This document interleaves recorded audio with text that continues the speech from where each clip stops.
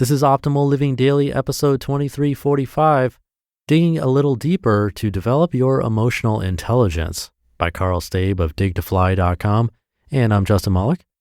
Happy Friday, and welcome to Optimal Living Daily, or OLD, one of a few shows where we read articles to you. To check out our other shows covering different topics, just search for Optimal Living Daily wherever you're hearing this. Now let's get right to another post as we optimize your life. Digging a Little Deeper to Develop Your Emotional Intelligence by Karl Staib of DigToFly.com. Over the summer, I was listening to a book on CD about Frank Sinatra during my daily commute. He used to stand outside nightclubs begging the owners for a chance to sing for free, pushing his talents onto anyone willing to listen to his story. This was a recurrent theme throughout his early career. He'd get a break, then blow it because he let his temper get the best of him. He was forced to recreate himself until he discovered his emotional stability. Yes, he always had a temper, but he used that anger to spur his actions. His actions as one of the greatest singers of his era and his fearlessness when fighting for racial equality speak volumes of his ability to harness his emotions. JD over at Get Rich Slowly forced me to take a hard look at my own writing.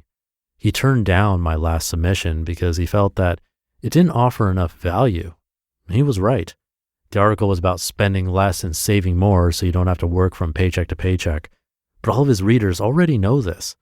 JD pointed this out and gave me another chance to write a better article. Incidentally, this post was also going to be a guest post too. JD felt it was good but had too much of a personal development angle for his finance blog. So instead of giving it to someone else, I've decided that I wanted to post it. Your success. Your emotional intelligence is probably the most important factor to your success. We try so hard to be productive, save money, and exercise, but we neglect the most important part to our happiness, our emotional quotient, or EQ.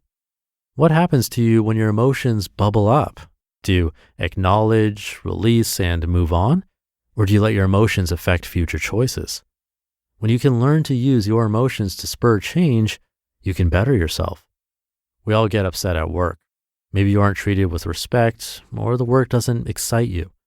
Regardless of what causes you trouble, it is important that you must find a system to improve your EQ. Step 1, become aware of your recurring emotions and why they arise. When JD asked me to write another article, my emotions took over. At first, I felt sadness. My shoulders slumped and my head followed. Then I began to feel upset as I clasped my hands and squeezed as hard as I could. I was in the RSS Idol competition over at Daily Blog Tips during the month of July, and I was hoping that the guest post would help me reach a new audience. My plan had fallen apart, and that meant that I was probably out of the $3,000 competition. I knew why my emotions occurred and how they arose, but working with them to help spur change is always the most difficult part. Step 2, work with your emotions. JD gave me a much-needed kick in the butt. To become a top-flight writer, you need to go deeper than everyone else. A few years ago, I might have thrown in the towel and told myself I didn't need to bother. My blog was growing just fine. The old me would have used an excuse like this to cop out, letting the fear dictate my choices. Fear was just an emotional obstacle that I needed to overcome if I want to take my writing to a new level. I had to go deeper to give all of you something that would bounce around your mind for hours or even days. The problem was my lack of inspiration. I went to the library to check out what other authors were writing about. I browsed the books, picking one up here and there, and that's when I realized that I was developing my emotional muscles. I'd calmed myself and rose to action to improve the situation. If I let my emotions run wild, I might have allowed my frustration to take over and given up. Instead, I was using these emotions to create a new direction that led to this article. Step 3, practice your emotional development.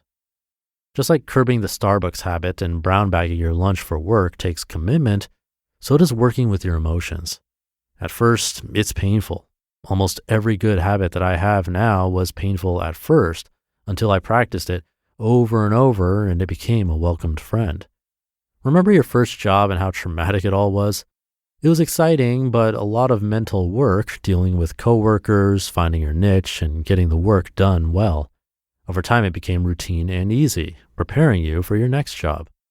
When that first uncomfortable emotion occurs, whether it's your commuter rage or low self-esteem, it's malleable if you take the time to work with it.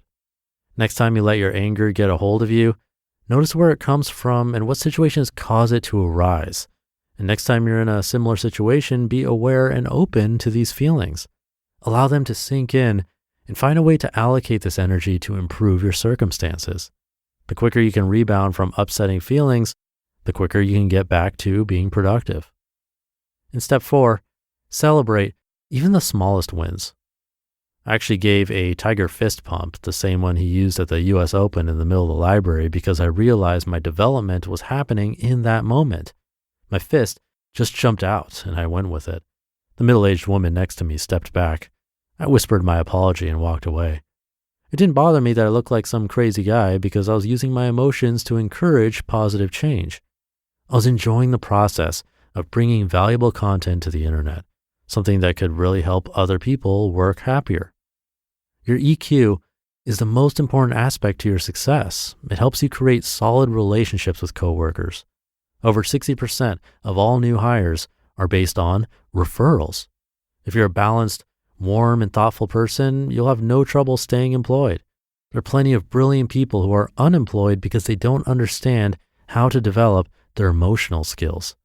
Don't fall into the trap of tackling the same problems with the same emotional habits. Use your feelings to spur change, and you'll uncover new depths of strength that you never thought possible. You just listened to the post titled, Digging a Little Deeper to Develop Your Emotional Intelligence by Karl Staib of DigToFly.com. Thank you to Karl. We talked a little bit about meditation yesterday, and as it's one thing that I have lots of experience in, I often find it relates to these articles. And with emotional intelligence, I think it is huge. If you want a way to learn how to become aware of rising emotions, that's meditation. Definitely worth a try. And I'd talk about it more, but honestly, I feel like a broken record, so I'm going to stop there for today. Hope you're having a great Friday, and I'll see you tomorrow over the weekend where your optimal life awaits.